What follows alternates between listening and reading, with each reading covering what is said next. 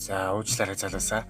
Бичлэгний эхэндээ нэг зүйл хэлэхэд орчин үеийн хувцсыг уламжлалт хэм маягтай хослуулан үйлдвэрлэдэг. Мөн орчин үеийн хувцс ч бас үйлдвэрлэдэг Twinkle Ocean хэмээх брэнд саяхан үүсгэн байгуулагдсан юм байна. Хэрв та бүхэн сонирхож байвал доор сэтгэгдэл хэсэгт байрлах Instagram хаяг руу зочилж үзээрэй. Мөн фоллоу хийхээ бидгийн мартаарай. Баярлалаа. 7 шөнө. Зөөгөлөг бичиж найруулсан Тэ Сумья Вазар. Төгсгөлийн 7 дугаар хэсэг. Танил хоолой өвөөгийнх нь удсыг авч яриад инээж байгаа нь яавч төрөөд аятай санагдах бол дахин өвөө рүүгээ залгахад дуудаж байгаа ч авахгүй байсан тул өвөөдөө санаан зовсон төрөө шуудхан л гараад явчихв. Дөлгөөн ч өөрт нь юу ч хэлэлгүй ингээд явж байгааг бодоход өвөөд нь лавойлгтой зүйл болоогүйг мэдэн самдан хөгшнийг ирэхээр дөрөөгийн араас явв. Дөлгөөн ч цугивж байхдаа юу болсон талаар асуувал өвөөгийн утсыг нөгөө байрны эзэн чинь авах шиг болсон. Тэгээд аах нь байна гэж хэлээд өөр зүйл хэлэхгүй энийгээд салгачгаар нь би гайхаад дахиж хидэд залгасан чи юусаа авахгүй байна.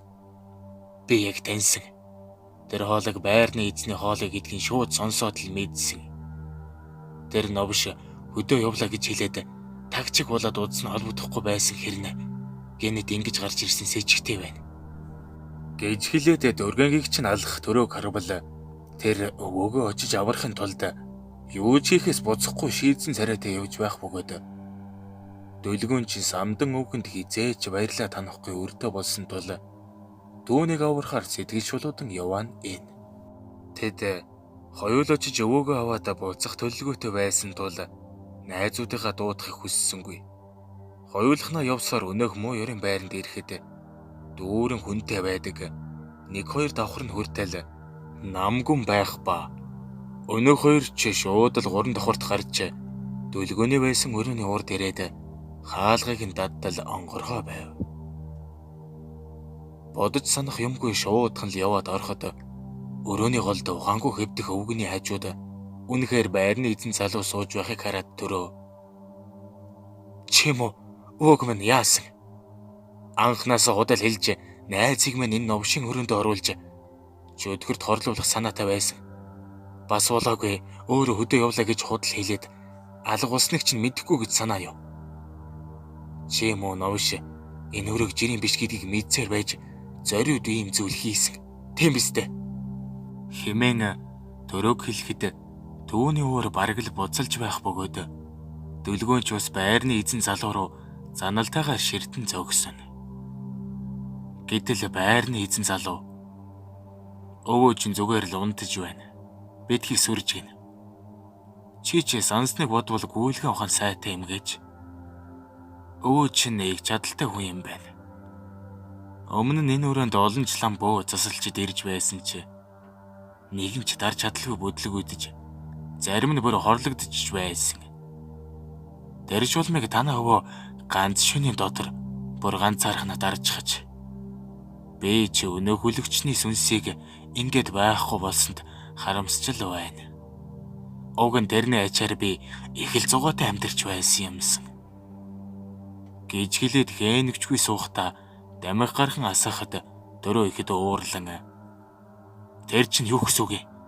Чи мөн новш хичнээн хүмүүсийн амьдралыг там болгосноо мэдхүү? Мугаж новш минь гэж хэлээд угсхийн төөн рүү дайрахад дөлгөнч болиулж чадсангүй.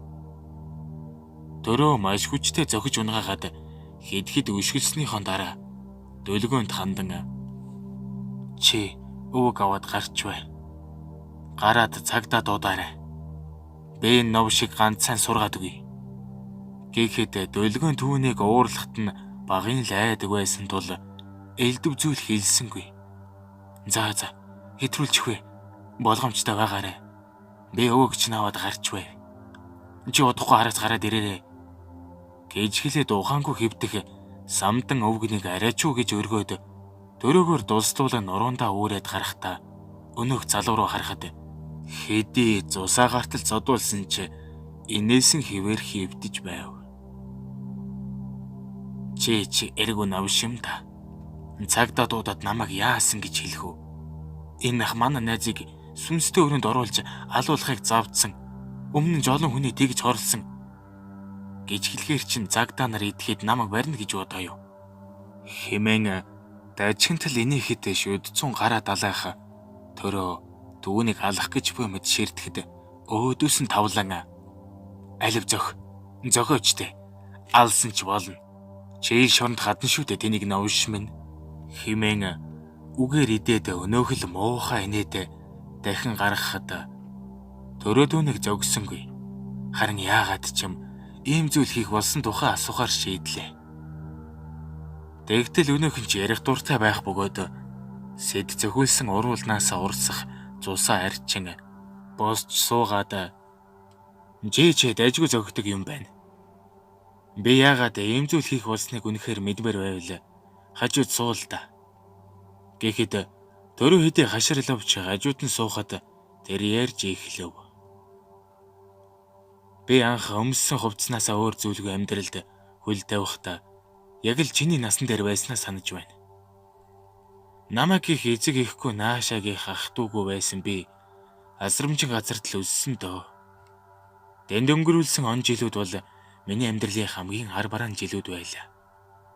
Тэрнээс болж би бусдыг хайрлах өрөвдөх сэтгэлгүй араатан шиг болж өссөн. Тэгэд би амьдралд хөл тавиад олон жилийн турш сайн муу хүнд хизүү гэдэл бүхэл ажлыг голлог хөдөлмөрлөж эцэст нь би маш их мөнгөтэй болж чадсан. Энэ хугацаанд би бусдыг хайрлах багч гэсэн сэтгэл зүрэхтэй болсон юм да. Дэмдэж би олсон мөнгнөөс өөр шиг орон гэргүй олон хүнд туслах гэж энэ байрыг анх бариулсан. Тэгээд мөнгөнд хинтээ дашуурахтаа дорхно санаа минь хувирч энэ байрыг нийтийн байр болгон түрээслэх болсон. Би хинтээ ч додн биш байсан учраас тийм ч олон хүн намайг мэдэхгүй. Тэгээд надад нэг өдөр гайхамшиг тохиож би анх удаа л хэн нэгэнд дурлсан юм. Тэр нь энэ өрөөг түрээслэх болсон тэр шулан байсан юм да. Би түүний араас их удаан зурлалцсан ч тэр намайг тоогоогүй. Би ч түүнийг мартах гэж хичээж игэлгэд тэр хэдийн нэг залуутай нийлчихсэн байж үлээ. Энэ үед л би хорвоод эндүү шудраг бус гэдгийг ойлгосон. Би ч багбагаар түүнийг мартаж байтал тэр удалгүй өнөөх залуугаас салсан. Тэр үед надад энэ амьдралдаа хийсэн хамгийн тэнэг үйлдэл минь санаанд орж ирснээр би дахин түүнийг гуйсан ч өмнөх шиг ахин л тоогоогүй дээ. Энэ л намайг буцаан арatan шиг болгосон юм. Би түүнийг зүгээр л алахыг хүсч эхэлсэн. Гэхдээ би өөрөө тэгж болохгүйг мэдэж байсан учраас өнөх залууг нь ажигласан юм. Гэхдээ би түүнийг зүгээр л доромжлоод ямар ч үнцэнгүй юм болох гэж хэлсэн ч тэр тэнийг новш найзтайгаа нийлээд энэ өрөөнд 3 хүний аминд хүрсэн. Би хэдий үхээсэ гэж бодож байсан ч харамссан. Бас тэр хоёр жаахан охид бол зүгээр л золгүй явдал. Тэгээд л би тэр цагаас хойш өнөө галзуу хүүхний сүнс энэ өрөөнд шүглсэн гэдгийг мэдсэн юм да. Тиймдээ өдөө болтол олон ч азгүй новшнуудыг энэ өрөөнд оруулж амьдралыг нь хэрхэн сүрж байгааг харан таашаал авдаг байсан юм. За. Энэ хүртэл сонссон чинь хангалттай. Ингээд үх. Хэмээн дөрөвнөөс хойш өөрийн ярианд дөрөөг автуулан анхаарлыг нь сулруулахдаа гарманд байсан дүлгүүрнүүдээс нэгийг нь суглан авч амьдсан бөгөөд шууд л дөрөөгийн хөзөөрөө үзүр хэсгээр нь зоогоод авах нь тэр. Дөрөөж маш хурдан хугацаанд болоод өнгөрсөн энэхүү дайралтыг нь зогсоож амжаагүй бөгөөд хөзөөг нь дагаж уурсах цусаа даран газар дунахтаа хідэнэ хөдлөх тэнхэлгүй болсон байв. Өнөөх залууч дөөнийг өгөж байна хэмээн баярлах шиг өрөөнд бүжиглэн ийш тийш харж энийх нь яг л галзуу хүний үйлдэл мөн аж. Дөрөөгийн бийч багбагаар сулран зөрөгний зөгөлт нь удаашарч эхлэхэд өөрийгөө ингээд өгөж байна хэмээн бодох зуур дэндүү харамсалтай. Бас гонигтайгаар нүдэн аних нь гэтэл гаднаас 2 цагтаа дагуулсан дүлгэн орж ирээд цустайгаа худалдан хэвтэх өөрийг нь харан уйлахта. Үхэж болохгүй хэл гуйн тэврэн суухад цагдаа нар ч өнөөх галзуу ном шиг барьж авч байгаа нь харагдаад төрөө ухаан алдав.